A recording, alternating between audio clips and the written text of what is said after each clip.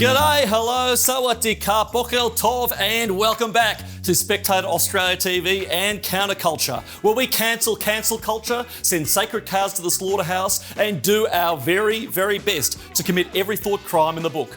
Boy, oh boy, do we have a lot to talk about this week, though. Legendary opinion columnist Judith Sloan talks to us about the Great Reset.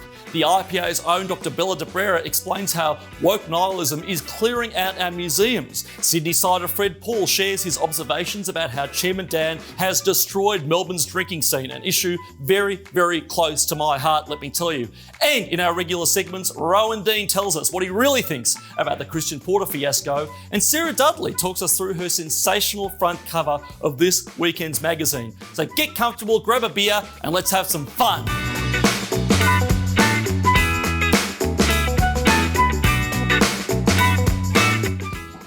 Now, I can only hope that as this current crisis passes, we are able to reflect on and shape the type of world we want for ourselves and for future generations.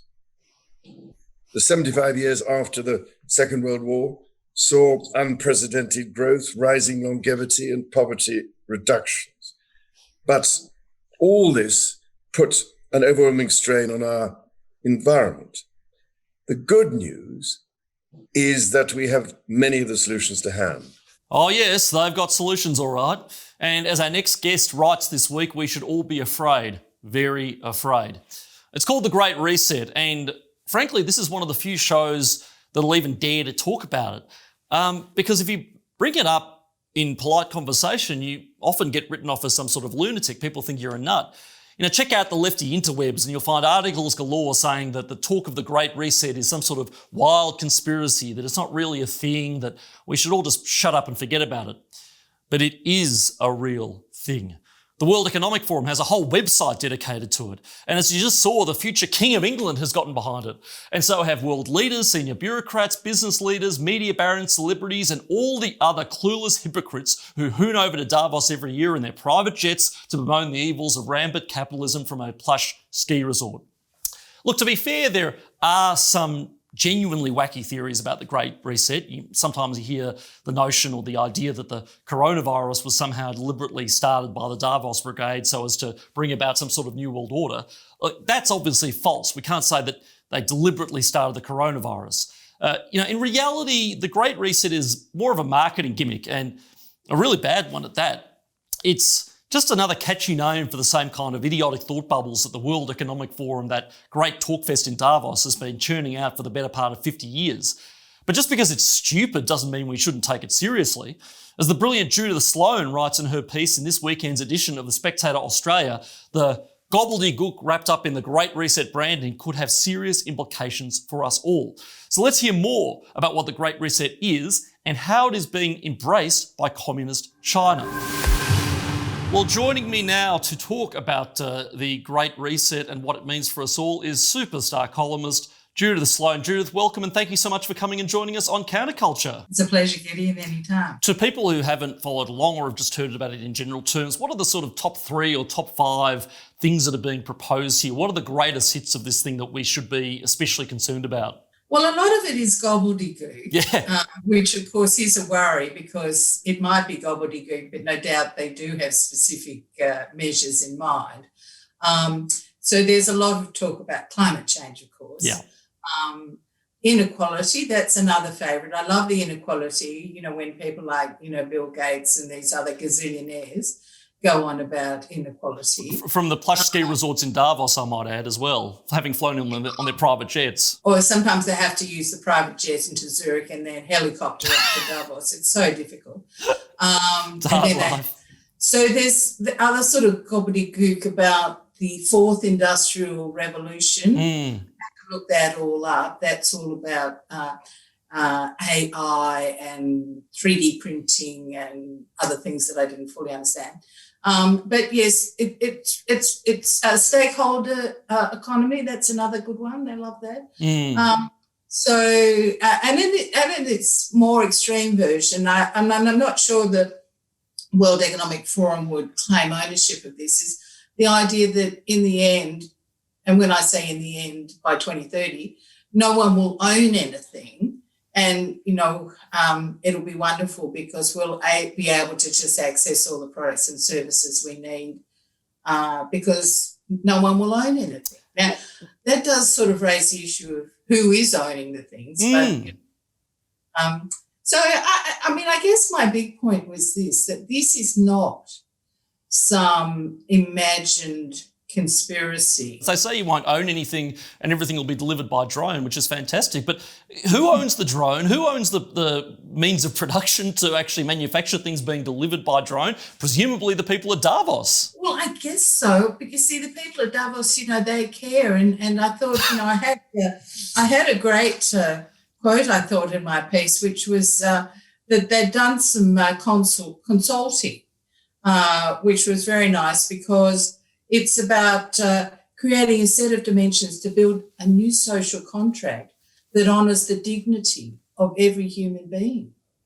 And I thought, well, that's nice. That's nice. Yeah. So they consulted a handful of people and they're going to create a new social contract that dignifies the humanity of every person. I thought, well, that's great. Yeah. They didn't ask you or me what we thought about. But look, it's been put to me by people on the right, I have to say, that, look, don't fixate on the Great Reset. The WEF is not a government organisation. It is a non-government organisation. And there's an element of truth to this. The World Economic Forum is effectively a 50-year-old talk fest that has been spewing these stupid ideas for the better part of 50 years. It's not the United Nations. It's not a quasi-government organisation. It's private. That's true.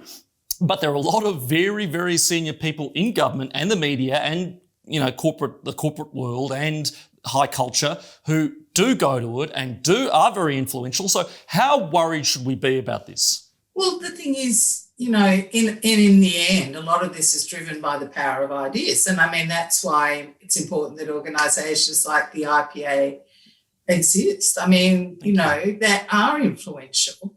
And the trouble with the World Economic Forum is that, there are a lot of people who signed on to this. And one of the other points I make in this piece, which is that I think, the Chinese have played the Davos set like a fiddle, right?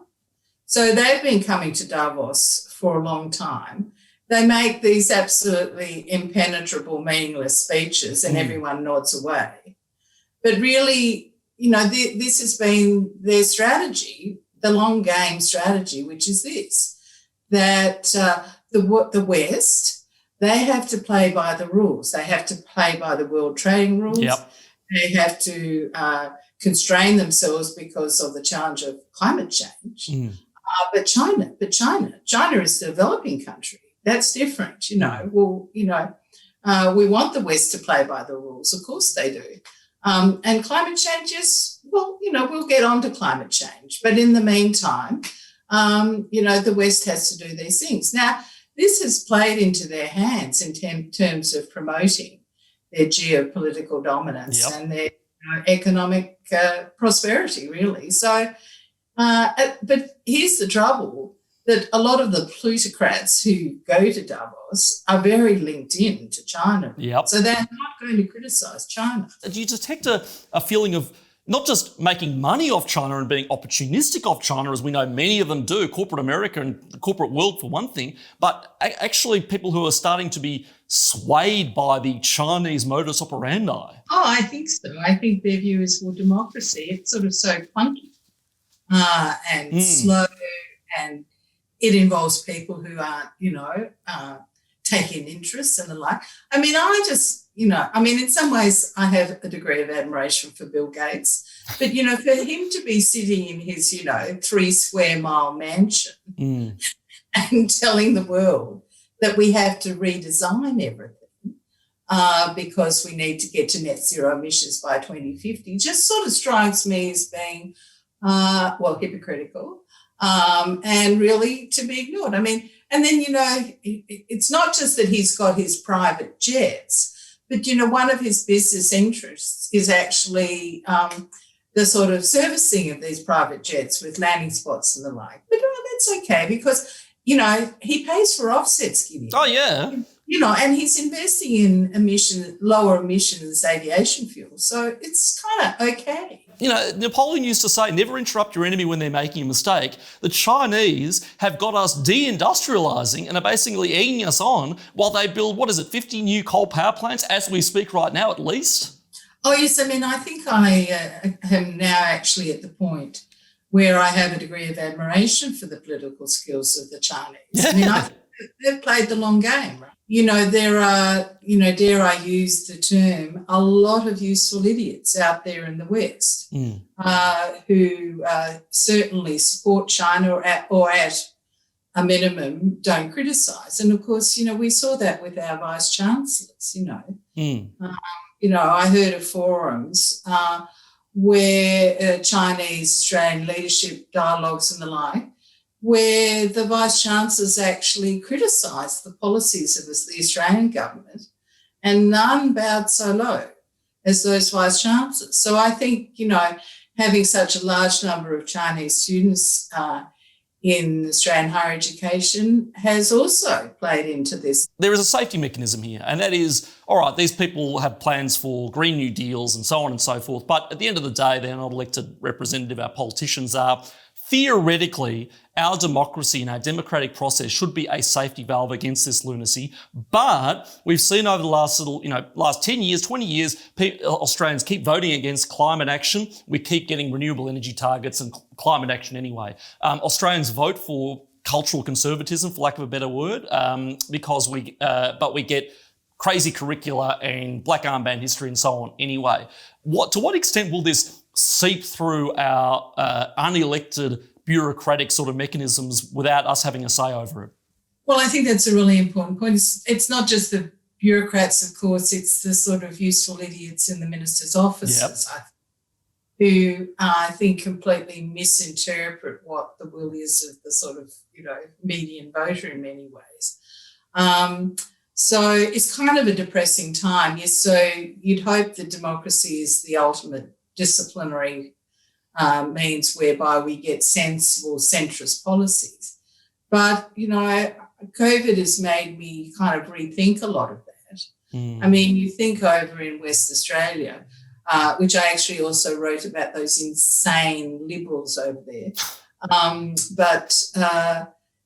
People kind of certainly initially, lapped it all up, this sort of sense of I'm a toddler and the Premier's there as my father or something. I mean, that was, I think, scary, the positive reaction to the border controls and the like. I mean, in one way, I think I kind of see the tide turning slightly. I just saw a really good picture of a demonstration in Dublin against the lockdowns. I think people are kind of weary of it. But, at the moment, the real fear is that democratic governments have actually lapped up assuming all these new powers. And I think, unless people are very forceful in their views on this, they won't be relinquishing them quickly. The great political axiom, those who trade liberty for security will deserve and get neither. And that's what's happened with our paranoid, hypochondriac, approach to COVID-19. It is a real disease. Don't write letters to me, but the way in which we've handled it has been completely disproportionate and out of control. But that is why it's important to maintain the spirit of freedom, the spark, the ember of liberty within a free people. And that is why it's important that we're having conversations like this, and to the extent Silicon Valley will let us, we're sharing them with the people and getting the message out. So to you, Judith Sloan, thank you for coming on. Excellent piece in the Spectator Australia this weekend, and can't wait to see what you have next week. Thanks very much, Gideon. Anytime. And to read Judith's excellent piece, as always, head on over to spectator.com.au. Now, if you're enjoying this show, please subscribe to this channel, Spectator Australia TV, and please give this video a like. As I said last week, and as you all know, the YouTube algorithm, Silicon Valley, it does not like conservative content one little bit. And every like, every click, every share, every subscribe just helps us get the message out. And on that note, thank you to everyone who helped us out in that way with episode 1. Because of you and your help and your clicking, we got thousands of people watching, and we got over 1,000 subscribers subscribers to our channel. A very, very good start for episode 1. Please keep going. Please keep sharing. We want to reach even more people this week. We want to reach 10,000 subscribers. We want our message to get out to as many patriotic Australians as possible.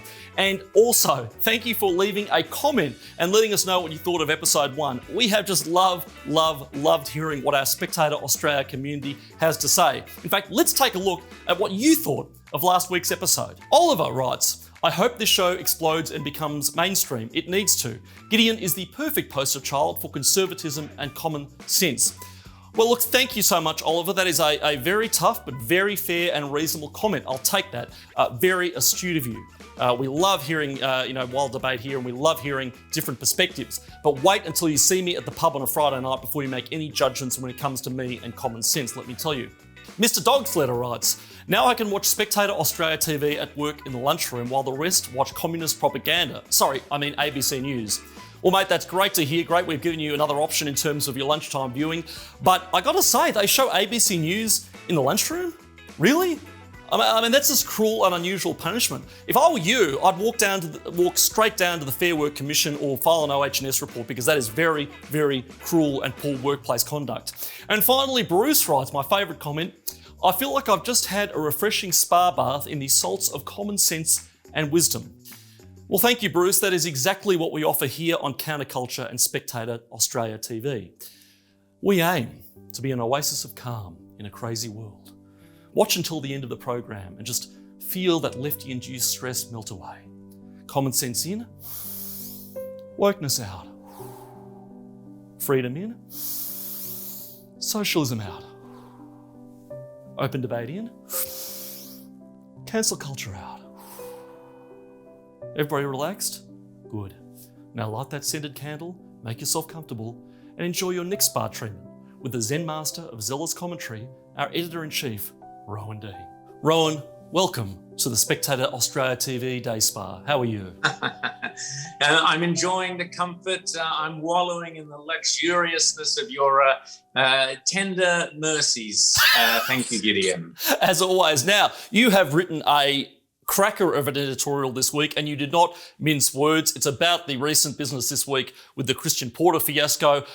What's your take? Well, Gideon, it's disturbed me for a long time how little leadership we've had from the government on one of the key foundations of our legal system, our criminal legal system, our democracy even, and that is, of course, the presumption of innocence. It is the idea, the burden of proof beyond a reasonable doubt, and the 250-year-old idea that it be better that 10 10 guilty people go free rather than one innocent person be found guilty of something they didn't do. Now, that has been forgotten during the whole Me Too scandal. We've had the government repeatedly and disgracefully, in my opinion, such as with the Afghan soldiers affair, with Christine Holgate and others, where the government has quite happily followed the Twitter lynch mob, leapt in, demanded. Basically, it found people guilty without due process. And I've been a constant critic of this, going right back to George Pell, Geoffrey Rush, Craig McLaughlin, and others. Yep. Not that they were or weren't guilty, but why weren't the government standing up and reminding the public, particularly in these days of social media, you need leadership at the top level. And the only leadership we saw, for example, during the George Pell affair, apart from people like Andrew Bolt and others in the IPA and myself, saying, hang on, let's just wait and see what the due process is. The only real leadership we got at a political level was from John Howard and Tony Abbott, who both stuck to their guns and said the principle is the guy's presumed innocent until found otherwise. Now, we've seen this with Christian Porter. Suddenly, what an irony, Gideon, what an absolute irony that our political leader of our legal system suddenly finds himself with no answer other than it didn't happen. It didn't happen. And pleading, or pathetically pleading to the lynch mob to believe him. Now, if he had been supporting due process, or had Scott Morrison been supporting due process, or Malcolm Turnbull, remember his ridiculous bonking ban where he played judge and jury over who can cannot sleep with whoever.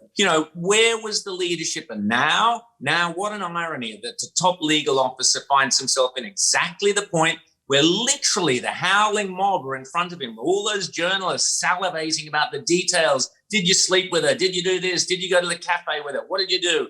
And he had no answer because this government has repeatedly refused to stand up for the basic principle that you are presumed innocent. On the face of what he said yesterday, I thought Christian Porter gave quite a good press conference. It was very difficult to watch, but it was, on the face of it, it was an extremely eloquent and correct defence of the presumption of innocence, the rule of law, natural justice, innocent until proven guilty.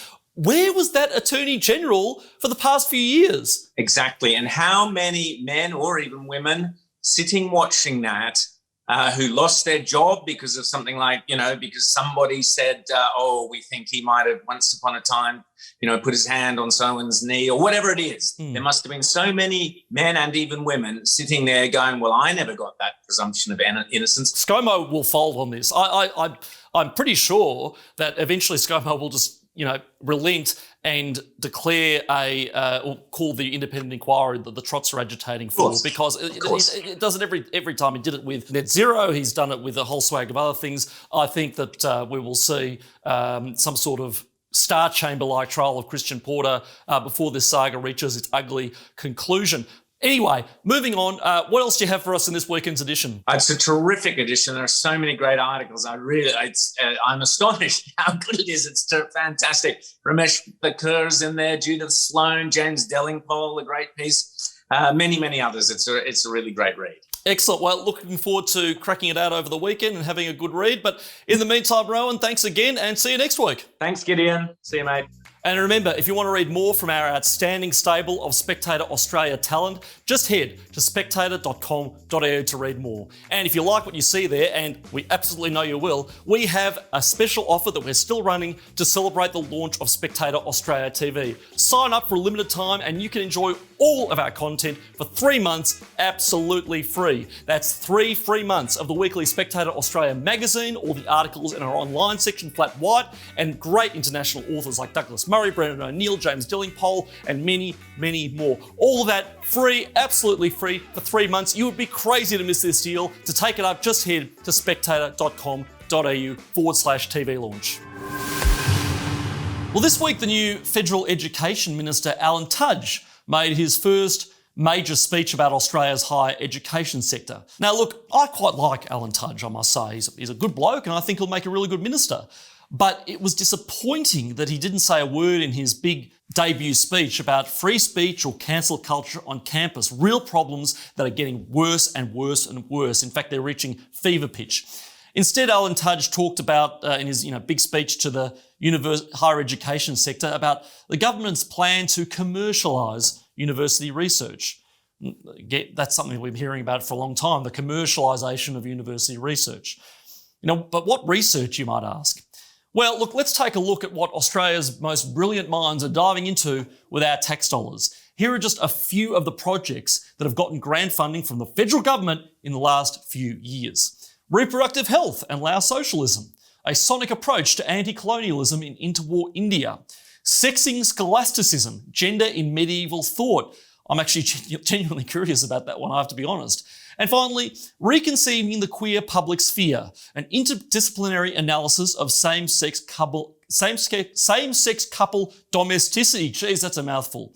So there you go, lots of great investments there, some real money spinners. Good luck commercialising that, ScoMo. Anyway, these research programs and many more have all been uncovered by Dr. Bella de Brera in her capacity as the Director of the Foundations of Western Civilization program right here at the Institute of Public Affairs. But this weekend in the Spectator Australia, she writes about wokeness not at universities, but also at museums. It's escaped the universities. It's on the loose. So let's hear from her now about the cultural vandalism being committed abroad and increasingly in Australia. Well, Bella de Brera, welcome to CounterCulture, and thank you so much for joining me right here in the Chamber of Horrors, as I like to call it. Thank you so much. It's a pleasure to be here. But I'm actually feeling that this is a little bit too white male cisgender Well, the wall is white. for my liking. Yeah. Well, I mean, presumably the cartoonist is a white male. He is, Ben Davis. So therefore, we need to decolonize this wall immediately. We need to decolonise. Well, that segues brilliantly into your piece, your cover story, in fact, in this weekend's edition of The Spectator Australia. So you've written, we hear a lot about universities. We hear a lot about the wokeness that's taking over campus. It's spreading into other academic intellectual institutions. You have focused on the insane effect that cancel culture is having in our museums. So what are some of the examples of museums trying to decolonise themselves? So the worst examples are in the UK at the moment. So we have the British Library, run by a lady called Liz Jolly, who has basically said that the entire collection is racist, and therefore we need to do something about it. Is that because they stole all the? I'm thinking of the British Museum, where it's full of artifacts pilfered from other places. This is two different. This is the British very Library. Different things. This is the British Library. It has a phenomenal collection, millions and millions of artifacts going, way back to very early days. In it's got the Magna Carta. It's got all these incredible treasures. Yeah. All the music of Western civilization. Just Shakespeare, original portfolios, everything. Okay. But they've decided that all this stuff is racist, so they formed it's called a decolonizing working group. So she's said that we need to get rid of anything that's too Eurocentric. Western maps, they're considered tools of oppression. You're joking. No, what do you mean Western maps? So the idea of maps, of mapping the world, of the ancient maps. So they've got to really get rid of those things because they are tools of oppression. This is the problem with the whole movement. It's not intellectual. It's just it's emotive. It's emotional. It's based on total historical fiction, and it's a real problem. And that's just the British Library. Yeah, it's worse than the British Museum. I just want to, but I'm stuck on this. I'm stuck on this thing about decolonising and everything being right. This is the British Library. It exists to show British artifacts. Yes. So there is no place then apparently for any, not even pride in history, but beyond that, it's historical record. That's what they're saying. That's insane. They're trying to erase the past. And that's what gets me as well. You think, first of all, Liz Jolly probably shouldn't be in charge of the British Library. She hates British history that much, and she hates her legacy. She's in the wrong job. That's my next question. What are they going to have in this building? Well, nothing.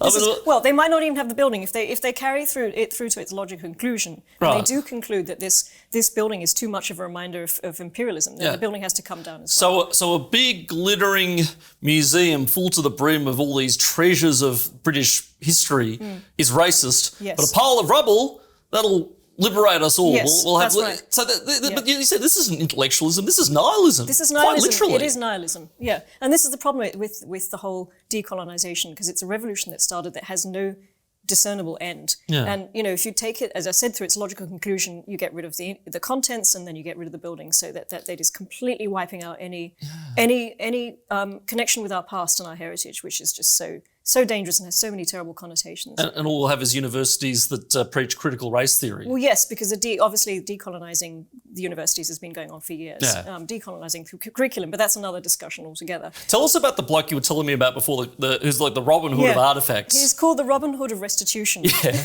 He's Congolese, he's a Congolese activist, and he has a little band of people, and they go around famous museums in France and the Netherlands, literally taking things off their stands and carrying them out and filming each other. And he said in his interview he was really nervous the first time that he was doing, because he's not stealing. He says, I'm not stealing these things. No, he's reappropriating. I'm reappropriating. I'm doing exactly what this movement is asking me to do. Yeah. I'm just taking action. I'm being practical about it. Yeah. But yet the government then puts him in prison and fines him. So even though it's a government policy to do this, so he's doing the work for them. Again, that at least I could understand in theory. Yes. But this idea of erasing your own history in the name of colonialism, this is insanity. So this really it is really, and I want to go back to Hartwig Fischer, because he's in charge of the British Museum, which again is a phenomenal institution. Thanks to Sir Hans Sloane, who donated his 70,000 artifacts to start this museum. Yeah. The first thing they've done, obviously, is taken Sir Hans off the pride of place of his pedestal and sort of banished him to a side cabinet in the Enlightenment room, which is kind of ironic, and put the sort of the tools of his oppression in with him. So it's like a public shaming. So because his wife was involved in the slave trade, so they're saying this man has to go because of the slavery connotations.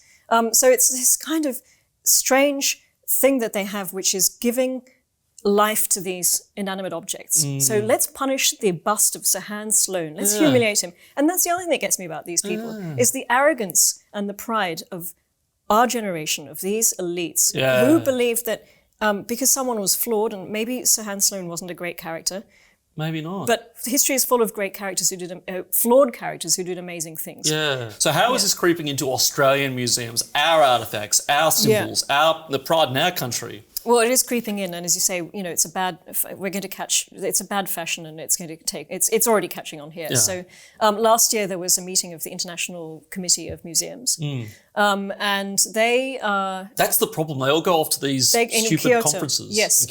So the people that run this organisation are trying to redefine what a museum is, and instead of being about collecting and all the things that we know and love about the idea of a museum, they're trying to make it about social justice and global equality and climate change and all that kind of stuff.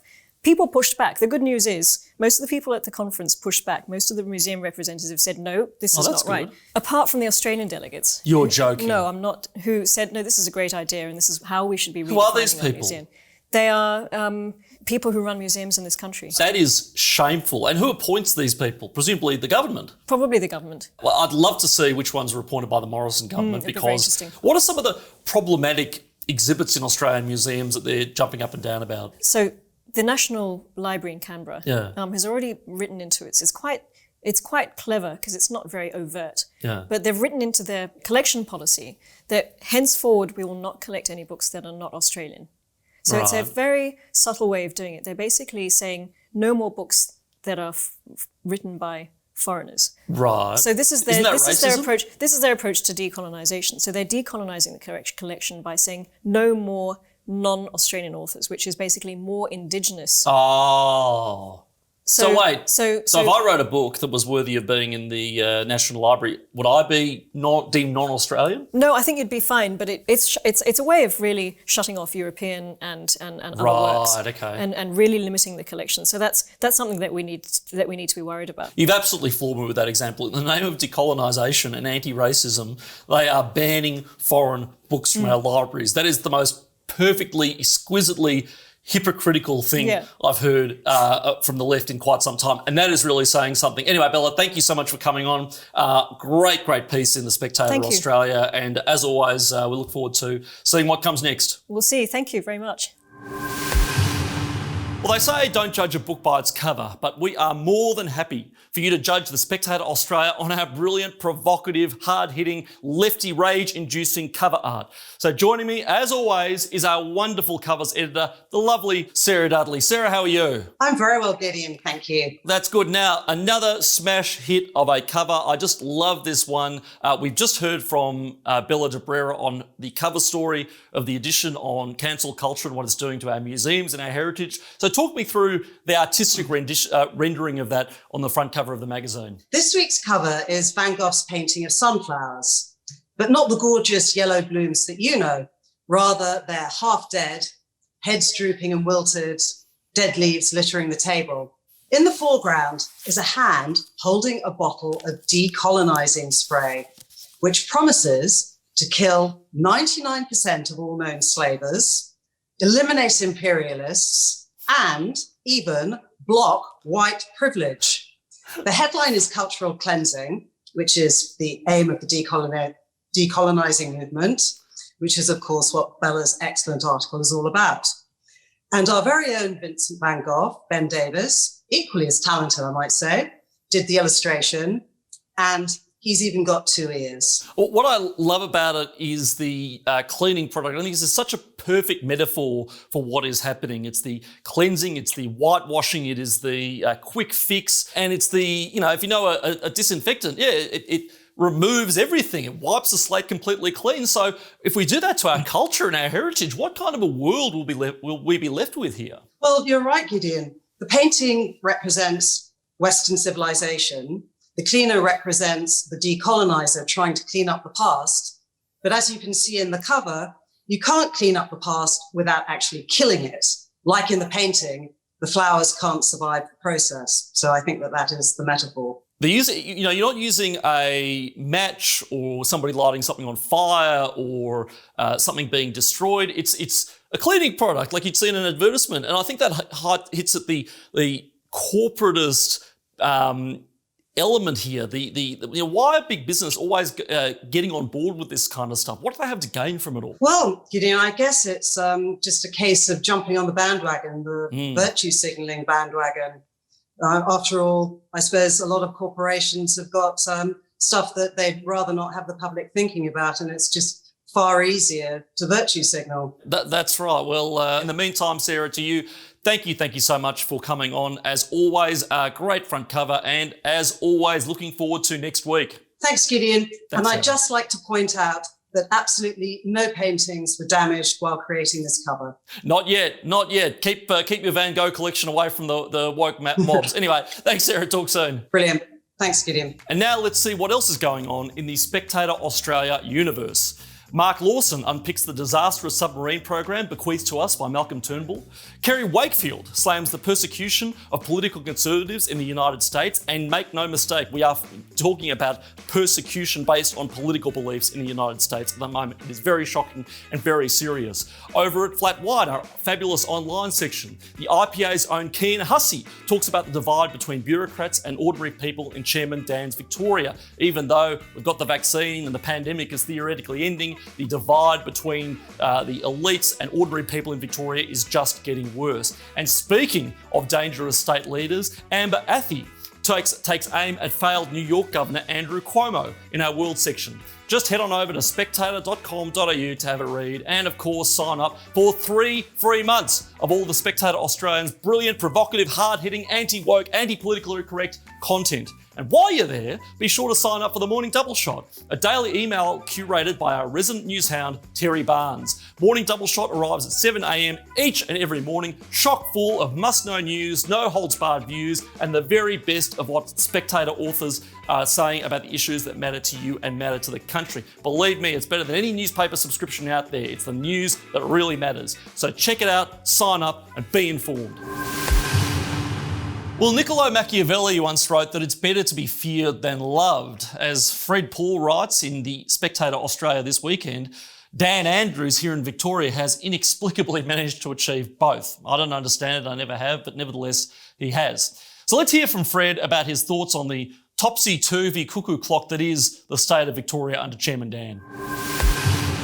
Well, joining me is our great friend, Fred Paul. Fred, how are you? Good, thanks, Gideon. How are you, mate? I am very, very well. So, you've written a sensational and very, very provocative piece for the Spectator Australia this weekend, and you reckon that Dan Andrews has been reading a bit of Machiavelli. Talk us through that one. Machiavelli would be deeply impressed by your man, Dan Andrews, because he said, it is better to be feared than loved, but ideally it's best to be both. And Machiavelli conceded that this is extremely difficult. Dan Andrews has proved, in fact, that it's quite easy in modern Australia to be both feared and loved if you're as someone as conniving and politically astute as Dan Andrews is. So clearly he's feared because he has quite an aggressive police force at his disposal, but he's also loved, and it seems quite deliberate, that he has cultivated this affection from people by reassuring them that he is doing everything on their behalf. Everything he does is for their own good, despite the fact that, he's breaking up families and destroying businesses and so on. He's somehow convinced a majority of Victorians that all these oppressive measures are out of love for the state of Victoria and the people of Victoria. What is it with this fetishisation of health at the cost of everything else? Frank Furedi, the sociologist in Britain, who occasionally appears in newspapers here in Australia, wrote a fantastic book a couple of years ago on the fetishization of safety. And we are living in a world where risk is considered somehow contrary to life itself. That, to take risks in anything or to be exposed to danger in any way is somehow contrary to the sort of objects of life. And it's actually the opposite is true, that the greatest risk in life is to take no risks at all. And so, along comes someone like Dan Andrews who says, I'll remove the risk You also touched in your piece on something that I am very, very, very passionate about, which is the Melbourne bar experience and how that has changed. So what are your observations as a New South Welshman coming to Melbourne? And you insultingly said that the only thing worth doing in Melbourne is going drinking. Fortunately, that's about all I want to do in this town anyway. But what's changed about the Melbourne bar experience as an outsider? Mate, that is a very good question. And I must say that when I popped into this bar in the middle of this crisis in Victoria, it was actually quite an epiphany for me, because we went to this, one of the great things about Melbourne is that you can just walk through the CBD and serendipitously stumble upon, really cool little bars that should really only be known to locals. And I went down this laneway. I was taken down this laneway by a friend, and there was there's just this inconspicuous door behind this building. And I thought, where are we going? It looked like a tradesman entrance to me. And opened it up, and it was this groovy bar. Oh, the speakeasy. Really well-dressed people, and it just looked like exactly what Melbourne does well. Anyway, I thought, this will be cool. But, of course, we were stopped at the door by the maitre d'. And it was half full, which in this day and age means it's at full capacity. But what really struck me, Gideon, was just how resigned everyone inside that bar was to living under the illiberal dictates of Dan Andrews. Now, those bars have always represented to me the kind of the modern pinnacle of a liberal life. If you really want to live a good life in the late 20th, early 20th century, this was it. Fred, it would be remiss of me not to talk about another very exciting project that you have in the pipeline, a book that you are writing about the late, great Bill Leak. Can you tell us a little bit about that? That's a better segue than you think, Gideon, because Bill absolutely despised with every cell in his body wowserism. Oh, I bet he did. It is, as far as I know, Gideon, it's the first biography of a victim of cancel culture. Usually when there's someone's, been a victim of cancel culture, there's a debate in the media. It's a kind of, adversarial debate, he said, she said kind of stuff. But this is a comprehensive biography of someone who was comprehensively accused of being racist. And I've written his life story, and I would happily bet my my house on the fact that Bill never once in his entire life entertained a single racist thought. I actually never knew him, but I know Johannes Leak, his son, very well, who's really a chip off the old block in terms of his cartoon offerings these days, and he's one of the nicest people you ever meet. So if he has a shred of Bill Leak in him, then I concur. Bill Leak must have been one hell of a guy, and it's very sad that, again, such a brilliant artist, brilliant cartoonist, brilliant social commentator, really somebody who held up the mirror and told us truths about ourselves that obviously many people didn't like, that he was really handed to his grave by cancel culture and by our human rights racism industry. But look, to you, Fred Poole, thank you so much for coming along. Thank you for writing an excellent article. And I really, really, really do look forward to reading about your book on Bill Leak. It will be an absolute blockbuster, I'm sure. Thanks so much, Gideon. Happy to be here. And watch out for Fred Poole's book on Bill Leak, which is coming out very, very soon, courtesy of your friends here at the IPA. Just head to ipa.org.au to have a look. We just heard about the life and work of the late, great Bill Leak, and Bill Leak's fight for freedom of speech must endure. And with your help, we can make sure that this book reaches as many bookshops as possible and reaches as many mainstream Australians as possible. Help us cancel culture today by donating to support the publication of Die Laughing, the biography of Bill Leak. And with a donation of $400 or more, you can be recognised as a supporter of this very special book by having your name printed in the book. And of course, you'll also receive a copy of the book signed by the author. You just heard from him, great man Fred Poole, as our special gift. And as a bonus sweetener, if we get 50 donations to this book over the next 24 hours, I will personally send a copy of Die Laughing to Gillian Triggs, the former Human Rights Commissioner who was responsible for giving Bill Leak so much grief back in the day. I will send it to her at the United Nations in Switzerland, and I will pay the postage personally. So get donating and head to ipa.org.au. And on that note, that's it for this edition of CounterCulture on Spectator Australia TV. If you've enjoyed our interviews with Judith Sloan, Bella Debrera, Fred Paul, or Rowan, or Sarah, or anybody else, we will be putting extended interviews up on our YouTube channel, Spectator Australia TV, next week. So keep checking in. In the meantime, leave a comment below. Let us know what you think about the Great Reset, decolonisation, Chairman Dan, or anything else we've talked about today. We loved your comments last week. We'd love to hear what you think this week. And if my favourite comment next week will win a special mystery prize. So get those Spectator creative juices flowing, get writing, and leave us a funny comment, and you just might win. And again, if you like what you've heard today, make sure you sign up for 3 free months of all our wonderful Spectator Australia content at spectator.com.au. And finally, remember to like this video, subscribe to the Spectator Australia TV channel, show it to your neighbours, show it to your friends, get the word out, because every click, every like helps us beat big tech censorship and get our message out. All that said, see you next week and have a great weekend, friends.